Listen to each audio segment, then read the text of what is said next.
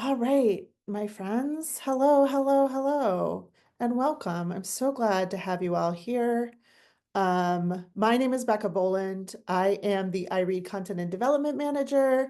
And today we are talking about 2025 Level Up at Your Library, Decorations and Displays.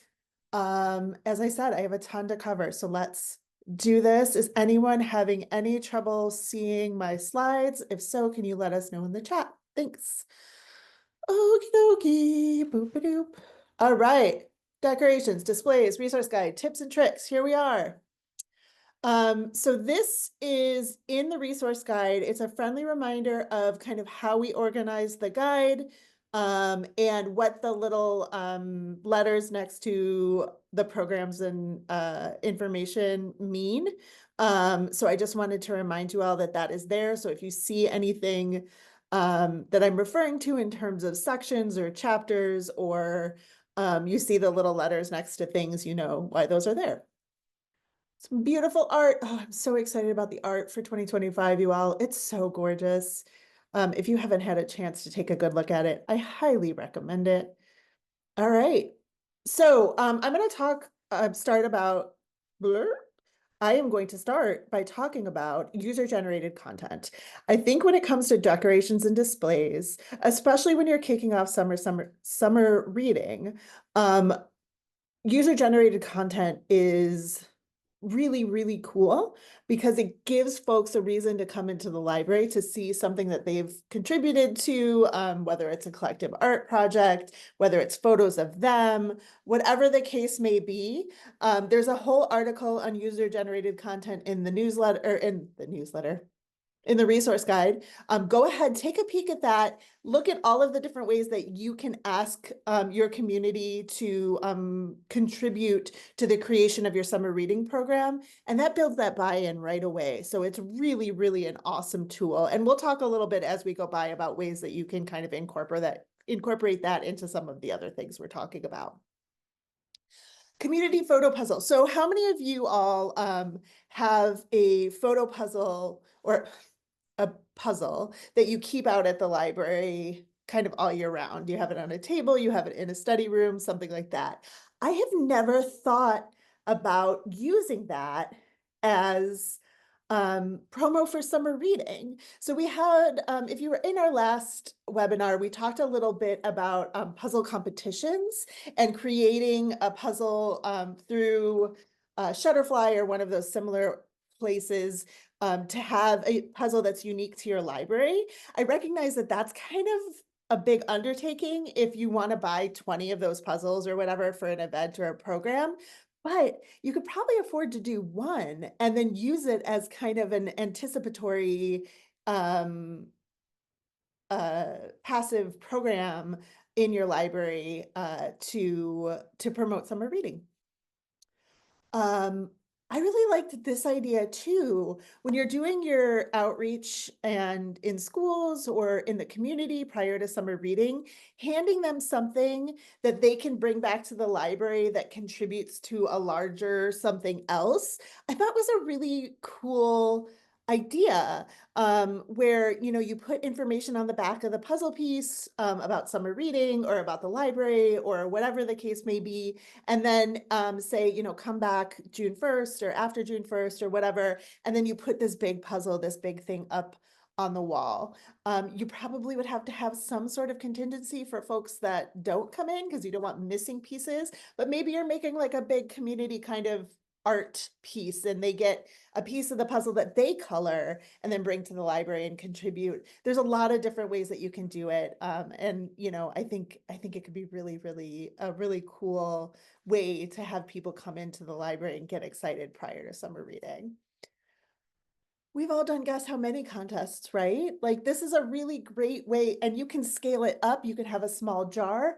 You could also have a giant like plexi full of something. You can have a giant box full of something. You can make it as big or as little as you want it to be. It could be how many puzzle pieces are on the wall. how many, it can be flat, it can be 3D. There's a bunch of different ways that you can do this. And you can either do it as part of the summer reading program itself, and make it kind of a display, kind of something that's going to be there all summer long, or you can do it again, as something where people are coming in and getting excited about summer reading and signing up for summer reading. There's a bunch of different ways that you can do I Spy. I think that's really a cool decoration. I love an interactive decoration. It keeps people coming back. It gets them excited. We were so excited that we made the Ruth Chan poster kind of a seek and find, because we just thought the characters and the experience and everything like that worked really well. So you don't even have to make your own I Spy if you don't want to. You can just use the poster. We have a couple of things on there of like, can you find me or me or me or me? But there's so much going on that poster that you can kind of change it up week to week even.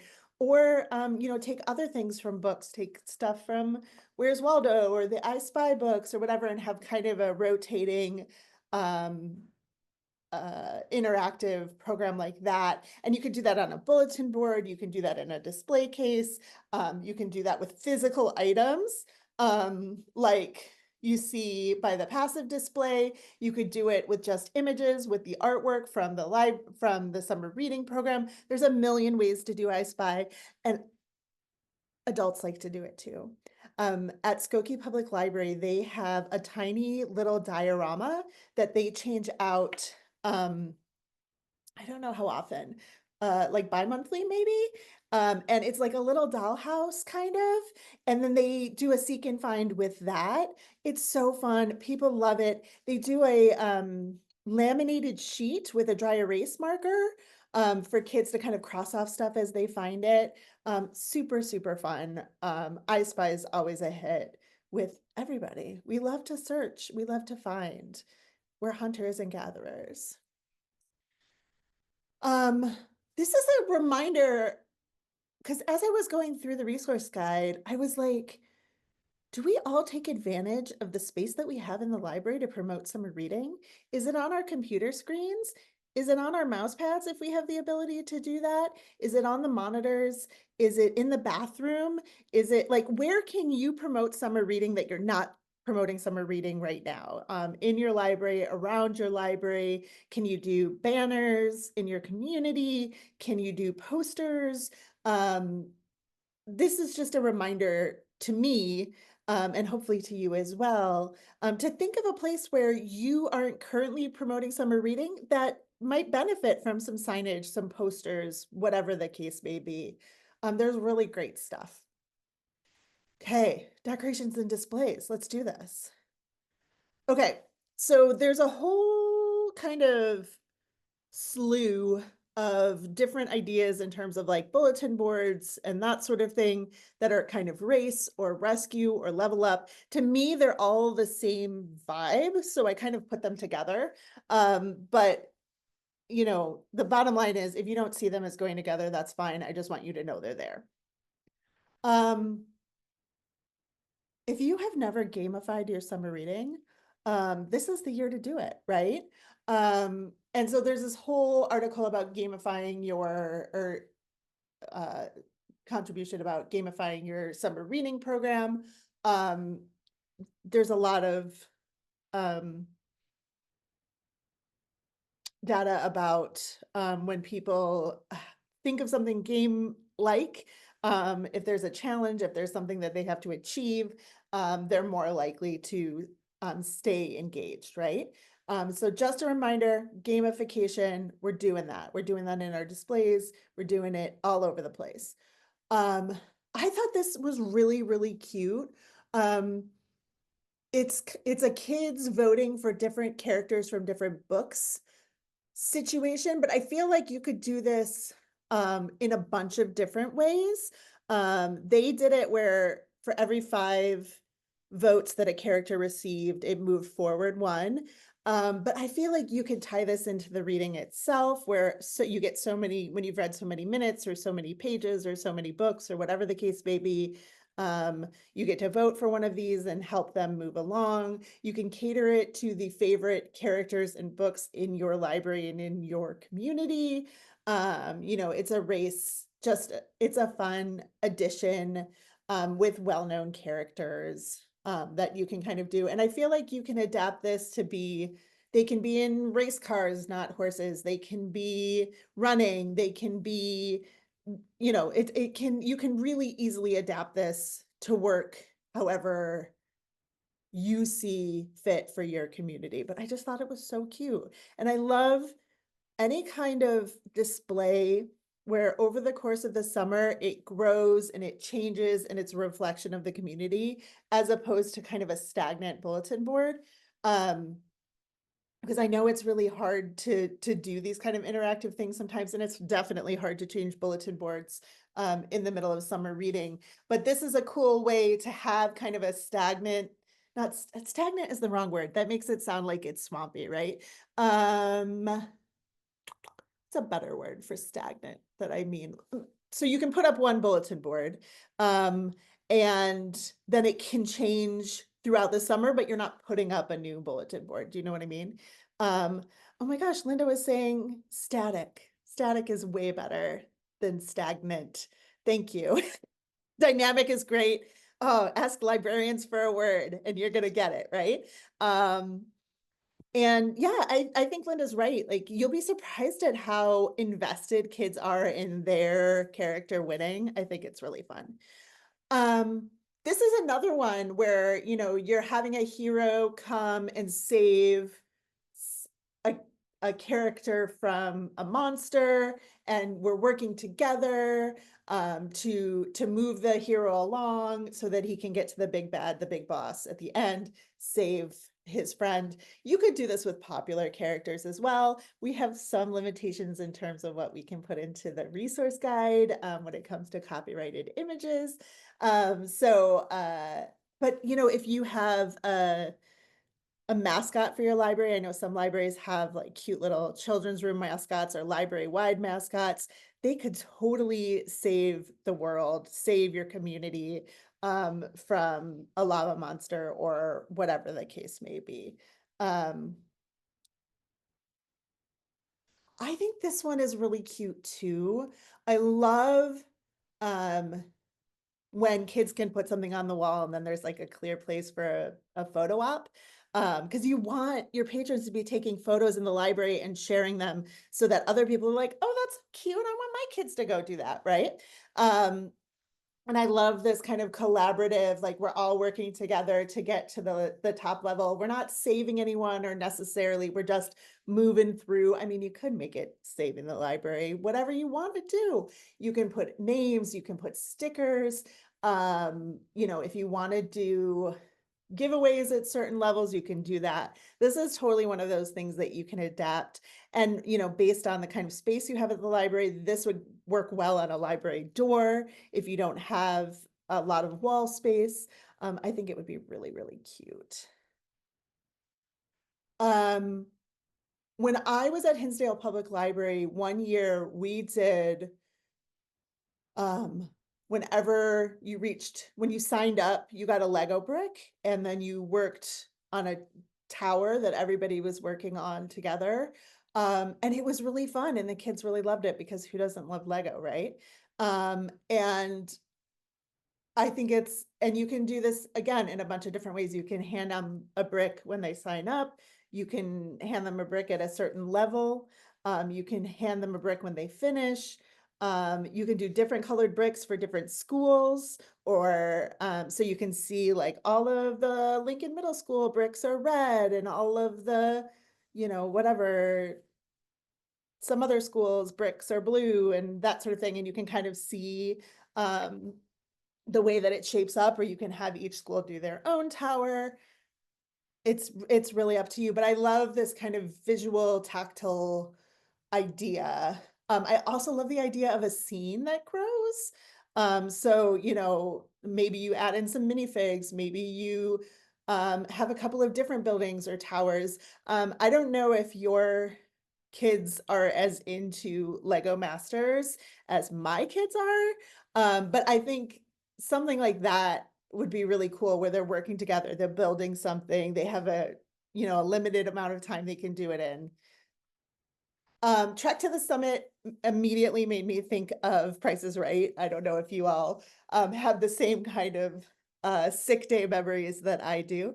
Um, but basically, again, it's a tracking where um, you know, I love the idea of making it look like something in your town, making it look like your town. So they're either walking through your town or they're walking up a mountain or whatever the case may be. And people can kind of move up. You can have individual folks move up. You can work as a collaborative unit and all move up together. There's a lot of different ways to do that. But again, bulletin board, door, behind the children's desk, wherever, these are all things that you can do. You could even have competitions between, you'd have to work on how to do it a little bit, but like the adult program versus the kids program or whatever the case may be.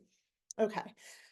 We had so many ideas that came to us as both a 2D option, and by that I mean like a bulletin board or something on the wall, and then also a 3D option, so like hang from the ceiling or, you know, more dimensional. That's what 3D means. So I wanted to show you some of those and show you, because I really, really want to challenge everyone to think about summer reading, and especially the resource guide and the information that we provide you with as a way to jump off, right? Like it's a jumping off place. You don't have to do everything exactly the way that it's stated in the resource guide. You can use it and say, oh, like that doesn't quite work for us, but what if we did it this way? So I'd love for you all to start thinking about summer reading and your decorations and your programming and all of that other stuff in both 2D and 3D and kind of figure out what works best for you.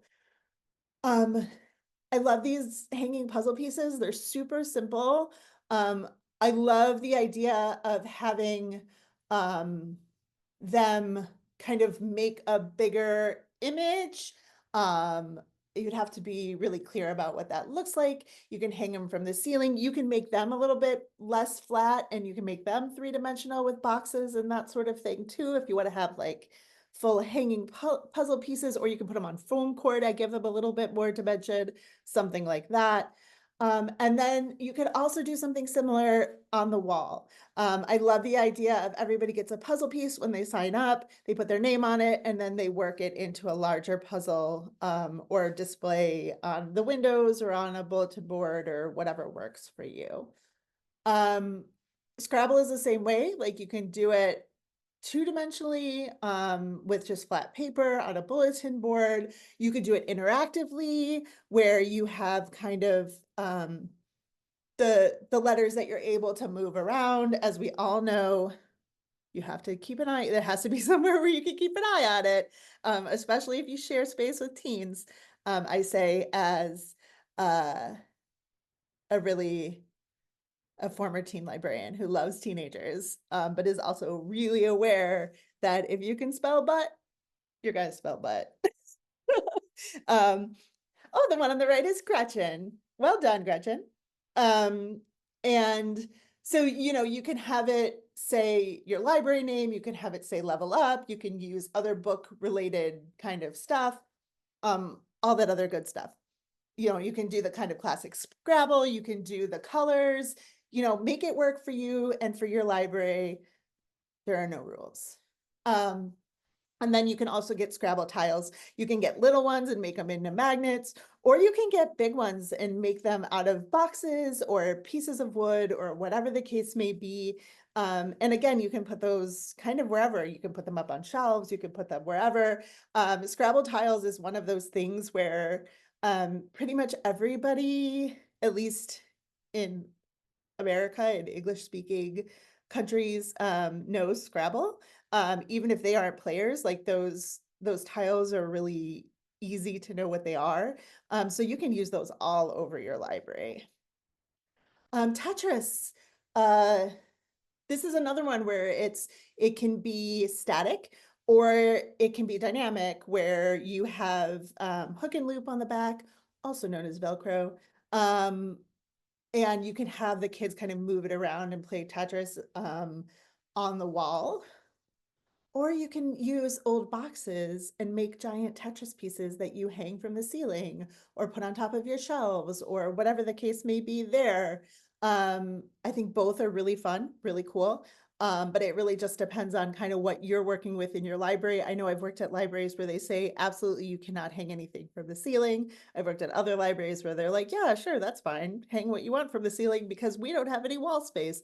So just think about all of the different ways that you can implement this. Also, like, wouldn't this be fun to have in a like preschool environment where they could like stack them and move them and they wouldn't necessarily get the Tetris reference, but it would still be kind of a different take on the kind of toys and play that we have in our library that brings the kind of fun and games into all areas of the library.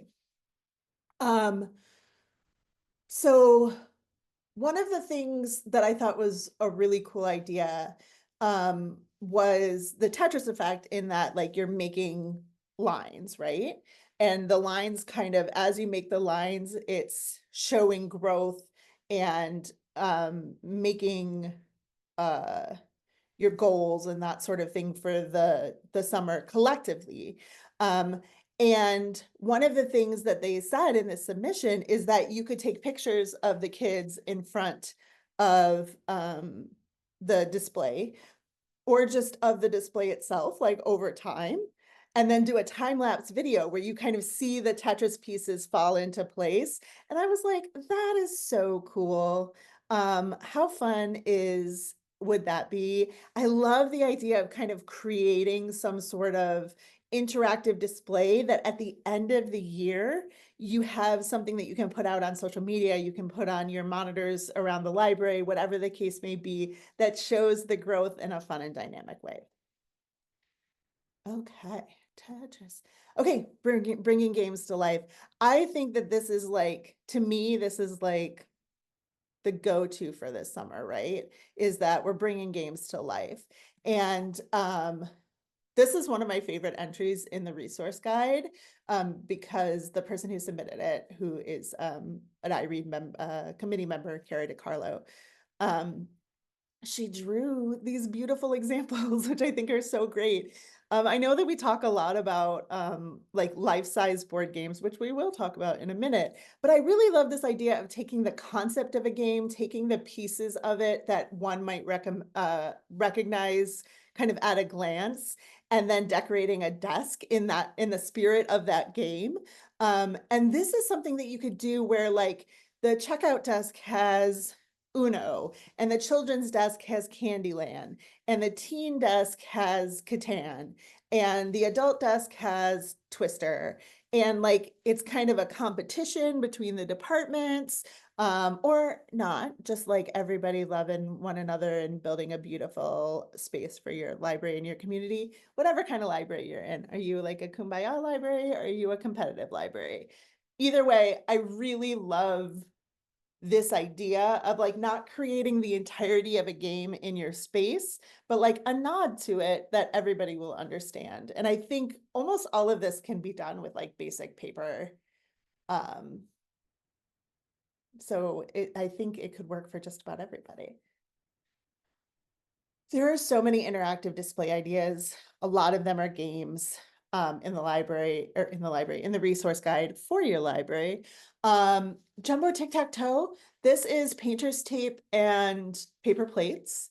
Super duper easy, fun. You could also do like characters that you're using in your summer reading displays and decorations from our art. So you could do like Gordon's and the axolotl, and they could be tic-tac-toes. So you don't have to just do X's and O's. You can make tic-tac-toe into whatever. Along the same lines, this is a tablecloth made into a checkered board. The checkers are also plates. And Connect Four, painter's tape, plates, on the wall. People can come in, play, they're bright, they're colorful, they look cool when people aren't playing them, but then it's another thing to do when they're in the library and waiting for their turn to check in. So this goes back to the game thing. We, again, it's coming, but we talked in the last webinar a little bit about life-size board games and using those for programming, which absolutely you can do. But you can also use that concept to decorate your library. So if you want to make your library look like a Candyland board game and it goes through the stacks and all of that other great stuff, you can totally do that and leave it up all summer. Because I understand that setting up a life-size board game for like a short period of time might not be ideal in terms of the best use of staff time and resources. But you could leave it up in your, oopsie, sorry. You can leave it up in your library all summer long, and then it's this beautiful, engaging, bright, gorgeous experience for you and your patrons. Life-size board games, I just want to mention again, I talked about them in the last webinar as programming ideas, which you can absolutely do, but you can also take those same ideas and translate them into decorations and not do a life-size board game as a program, just make it something fun when people come into the library. Game bulletin boards, like I said, we have some limitations in the resource guide about what we can include, especially when it comes to video games. And I know I've heard from a lot of people that they would like to go video game heavy this summer, which I think is great and wonderful. I will share it at the end, but our Pinterest page has a ton of ideas of how, if you want to bring video games to life, there's a lot of easy ways. Like you can see here, the blocks are cardboard boxes, and it adds that 3 dimension to this bulletin board, which I think is so engaging and super fun. The Goombas that are on the top of the shelves, super fun. Mario up there, all of that, the castle. I mean, I think this visually is just really, really cool and relatively easy. It looks like, they cut out stuff with construction paper. They also printed out some things. Easy peasy. This is something that you can have teen volunteers do also. I am a sucker for a reading nook. I think that it's a really fun way to encourage that kind of literacy side of the summer reading program, right? Give people unique, cozy, fun places to read within the library, and just add that little bit of extra special spice to summer that you don't have the rest of the year. You can have the kids build nooks themselves, which I think would be such a cool program at the beginning of the summer, and then just keep them in the library until they can't last any longer. Or the other image is part of I think part of the large Candyland experience, but you can make a little nook throughout. If you're doing the life-size Candyland, you can have a little nook for a couple of the different lands in Candyland, like a lollipop reading garden, or a candy castle to read in, and all of that other fun, cool stuff. I just think it would be so fun. So cool. I love a reading nook. I mean, really, it could be as simple as just like hanging up some curtains um, and tying them back so that or getting some tents, decorating a tent. You can make it as easy or as difficult. Um, oh, Jackie. Jackie said that reading nooks, they had a spider and a snake in their reading nook. I don't, are you at a library in a zoo or? I've never had an issue with snakes in my library, knock wood. I yeah, I think you can find a way to do it that's snake and spider free. At least I hope so. Or you need to completely change the theme of your summer reading. One of those two things. Recycled board games. Do we all have board games that are missing pieces? Yes, we do. I'm sure that if we ask our colleagues, they also have board games that are on their shelves at home that have missing pieces.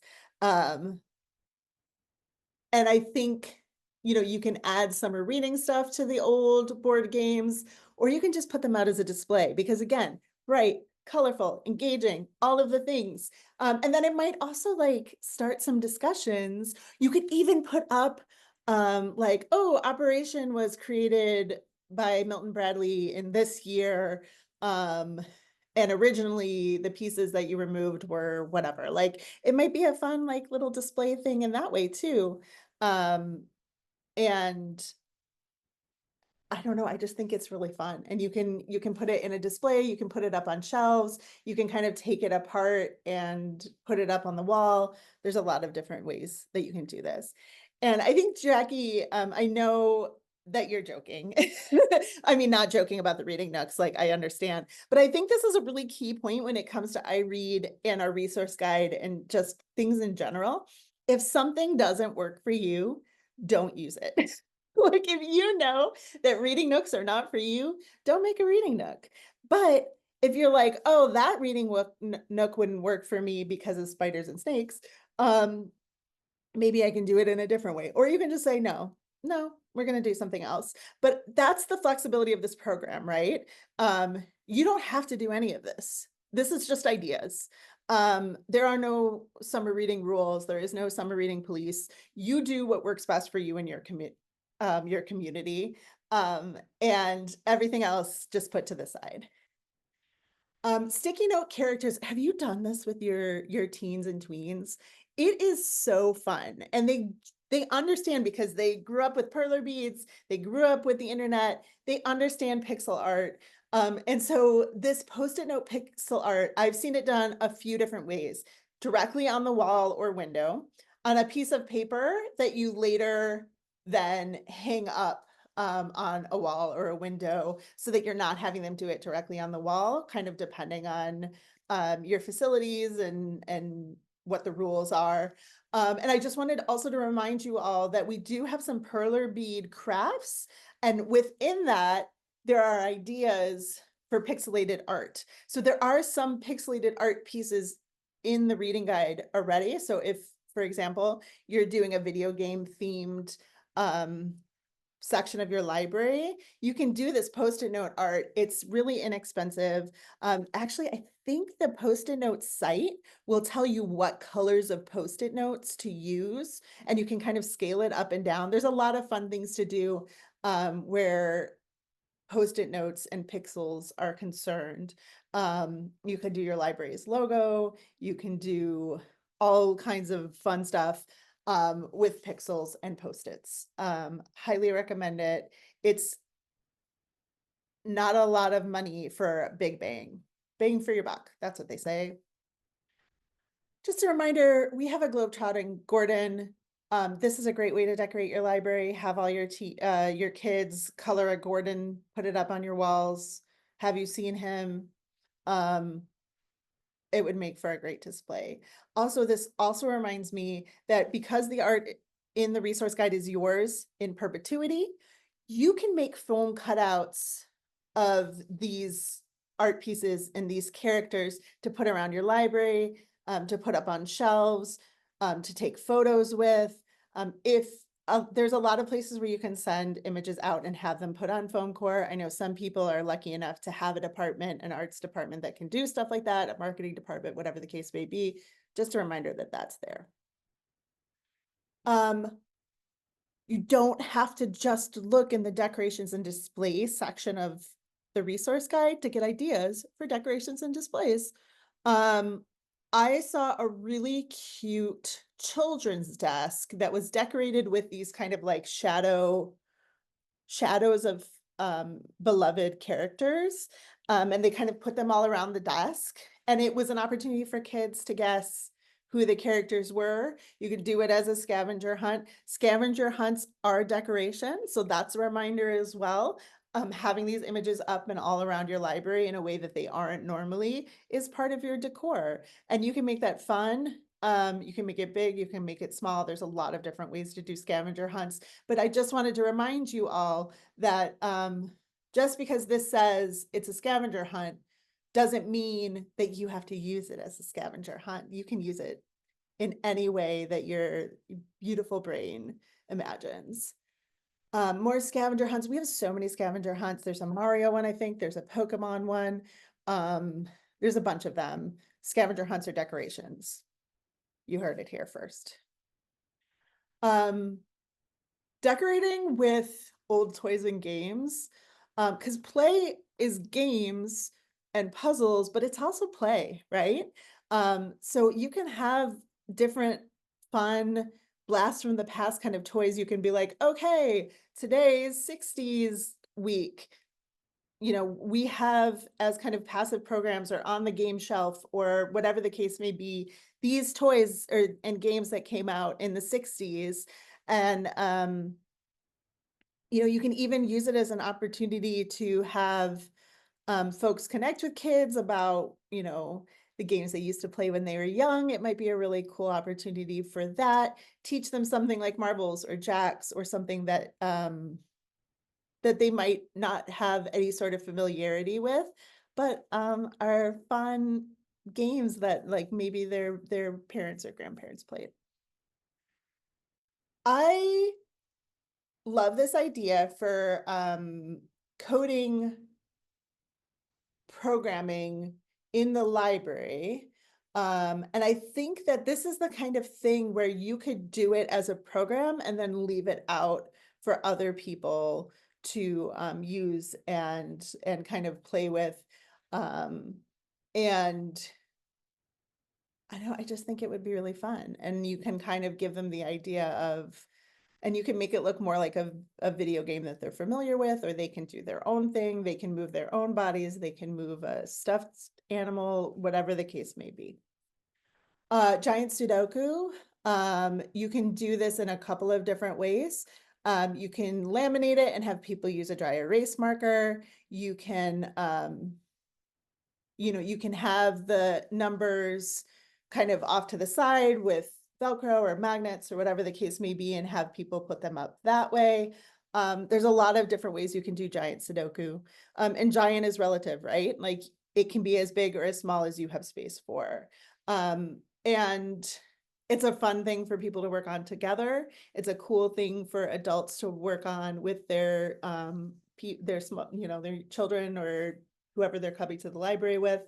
I think it's really fun. Also, Regina, I'm really glad you're here because I thought of you when I put this GIF in yesterday. Life-size mazes. So this person is doing theirs inside. It's in the like vestibule when you first come into the library, but you could do this outside with chalk, or that kind of more permanent kind of chalk paint. You can do it, I guess, on the grass. You can, if you know, if you're only doing it for a limited time. I just love the idea of like a labyrinth or a maze that kids can use with cars or with their own selves, and that sort of thing. I don't know, I just think it's really cool. How cool is a life-size maze? When you're the person that's doing the maze, like not with your pencil, that's fun and cool. Um, Another like on the floor obstacle course thing where it could be a program, but it also can be something that's up all year. When I was visiting libraries last summer in Illinois, Bloomington had really cool interactive like activities on a lot of their end caps. And some of them were like penguin bowling or like kind of a balance beam without a balance beam, you know, like the tape on the um, ground kind of thing. And it was really fun and super engaging. And so don't forget about your floors, is what I'm saying. Um, I love Zoom in guessing games. I think it's really cool and fun. Um, you can do it. There's a lot of them that are already on the internet or in books, that you can just grab from, and you can just change it out weekly or daily or whatever works for you. You can have a bunch of them out all at once. Um, it also might be fun to do one where it's zoomed in really close and then another one where it's like way zoomed out and you know you had to like, I mean, not of the same image necessarily, I mean it could be, and like have people guess both of those. In the chat, can anyone tell me what this is? It's a crayon. I knew you all would know. How many of you have that core memory of the Crayon Factory video from your childhood? I know I do. Okay, again, look to the arts and crafts chapters for ideas. Oh, Lee's getting specific. You're right. It is specifically a Crayola crayon. Um, so look to arts and crafts and DIY and all of that sort of stuff for your decorations as well. You can have your teen volunteers make them. You can make them yourselves within your library. You don't have to, again, just look at the decoration stuff for decoration ideas. We have these templates for build your own dice. These are not huge, but you could certainly make them huge. It would be really fun if you're doing a D&D kind of themed area to have giant D20s made out of paper in different colors on shelves or hanging from the ceiling or whatever the case may be.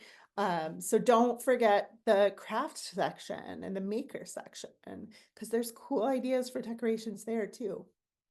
Okay, quotes, jokes, and slogans.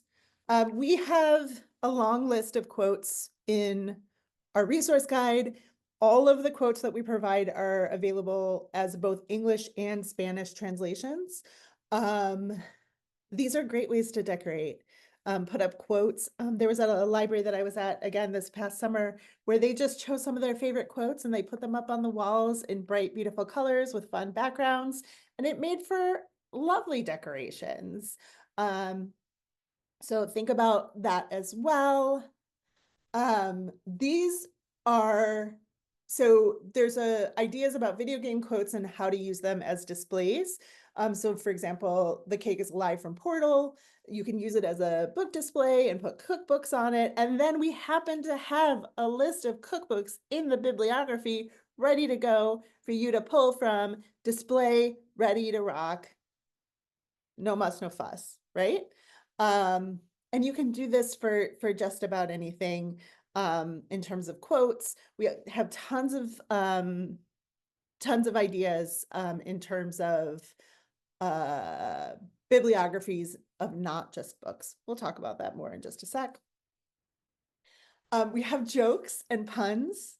And once again, I would like to ask in the chat, does anyone know what Mario's favorite musical is?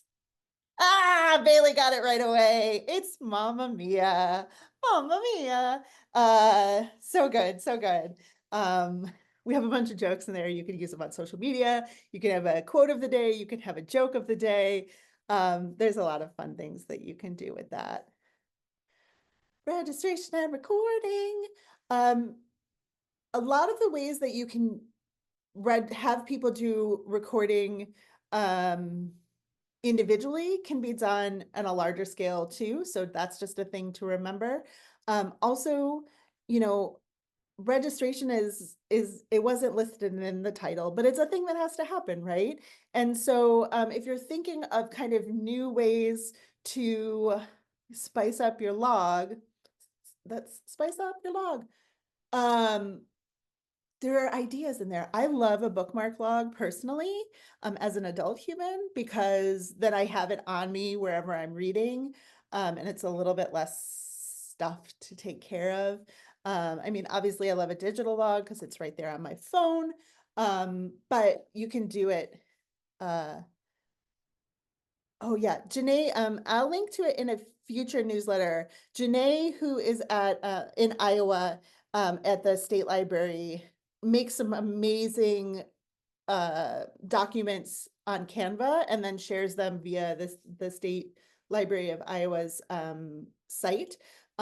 So they're already done and ready to go. She does bingo cards, she does bookmarks, she does all kinds of really great stuff that I will share via the newsletter.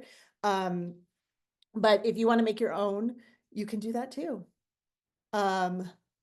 We've also made some for you that are available in our store. We have they have activities in them. There's coordinating stickers.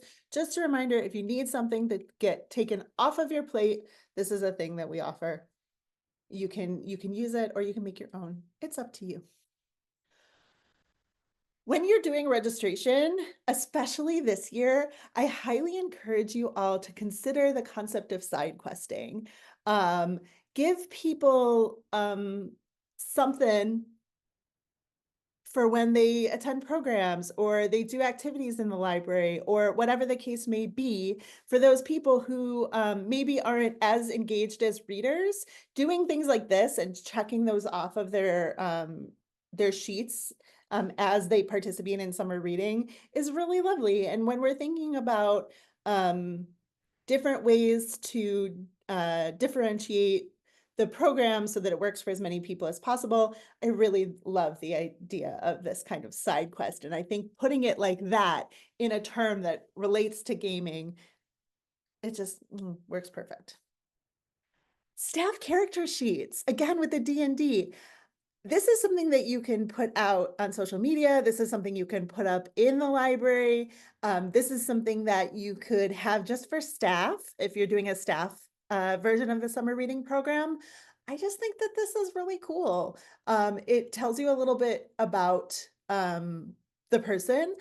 Personally, I would probably take the height and weight and that sort of thing off. I don't know if I need the community to know that information, but hey, if you're into it, you're into it. And I know that it does play into building a character in RPGs, role-playing games.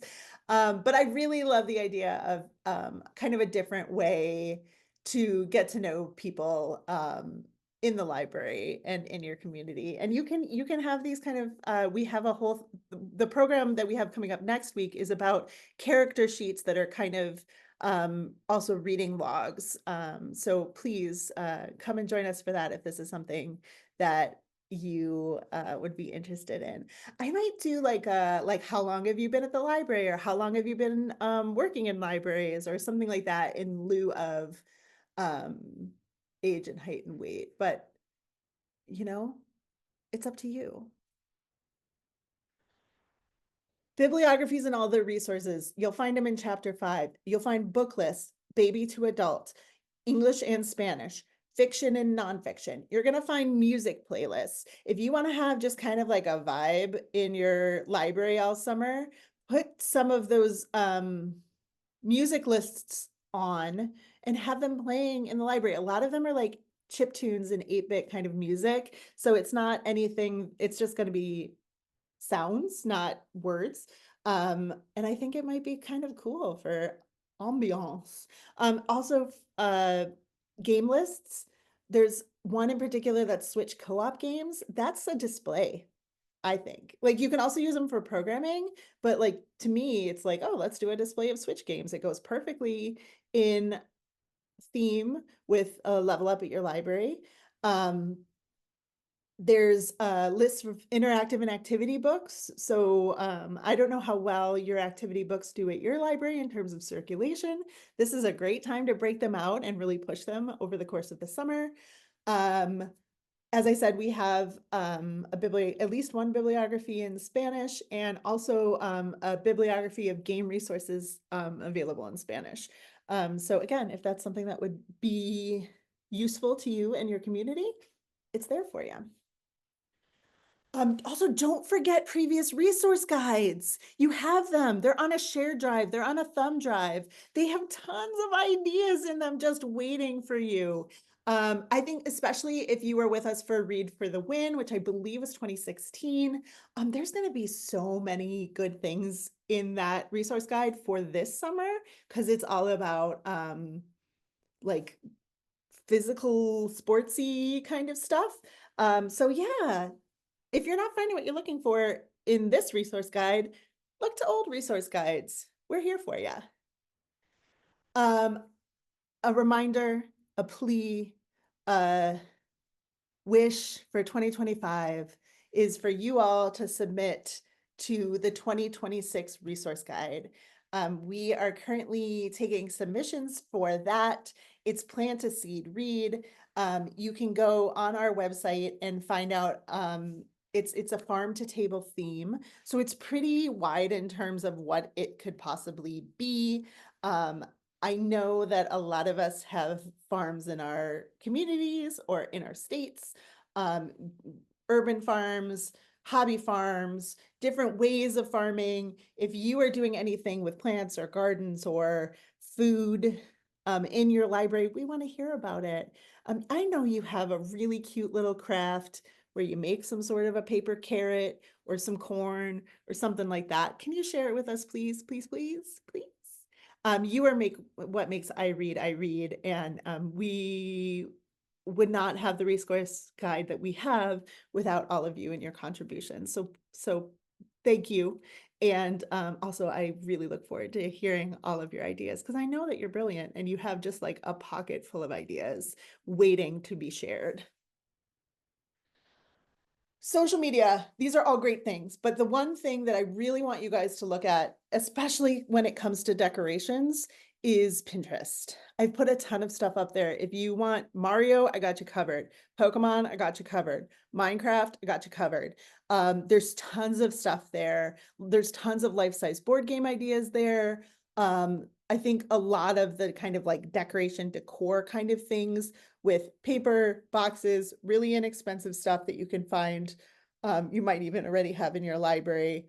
Lots of decoration ideas there. So I wanted to make sure that I reminded you all of that.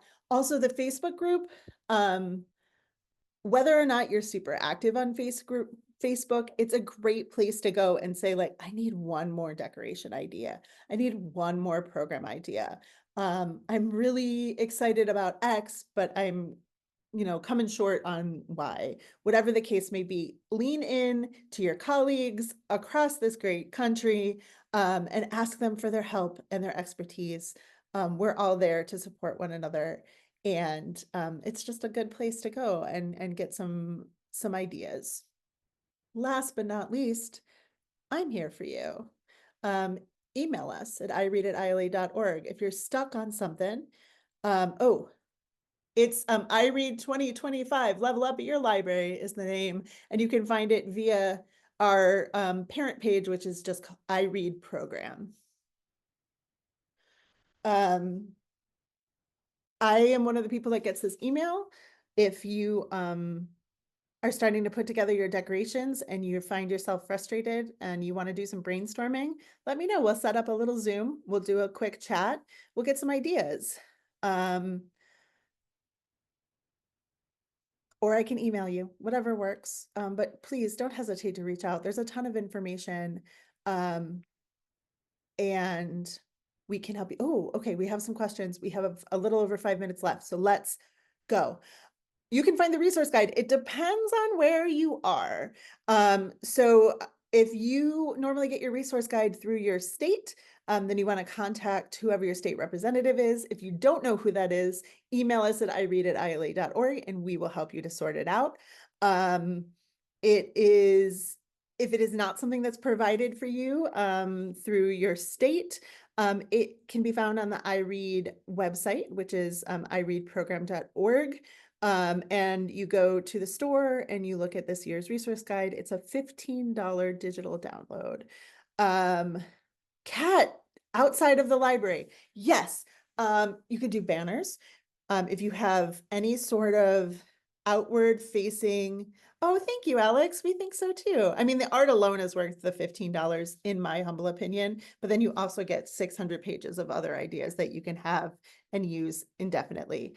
So I love a banner. I love if you have outward facing windows, doing something that can be seen on the inside and the outside, like those pixel art Post-it notes would be really, really great.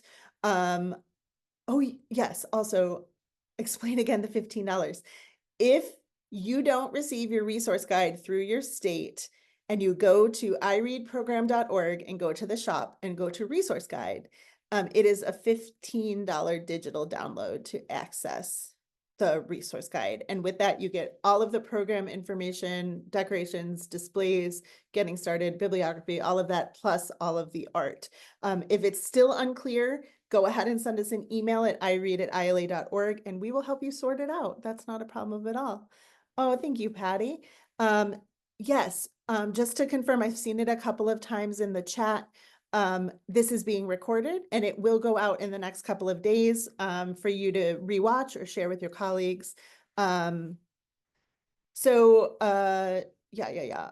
Kathy, it depends on what state you're in. We have a list of the states that are partners with us on our website. Also, you can email us and we can check for you. Um, oh, yeah. Stephanie, that's really true. If you are a person who submits to the resource guide, we do send as a thank you in the fall a resource guide to you for your contributions. The previous webinars are available to view. They are linked on the resource page of the iREAD website. Under learning opportunities, you will find them there. Kathy, Illinois, if you are a member library of the Illinois Library Association, then you are entitled to a free resource guide. Give us an email and we can double check that. And we can also check to see if anyone else at your library has already downloaded it. And we can give you that information as well. We have a couple more minutes. Any other questions? Did I miss questions while I was talking? Do you have anything else that I can do for you? We do have 2 more webinars coming up this month. Next week is Build Your Character. The last week is Reading Dragons. So please join me for those as well. Thank you all. Oh, you all are so kind and lovely.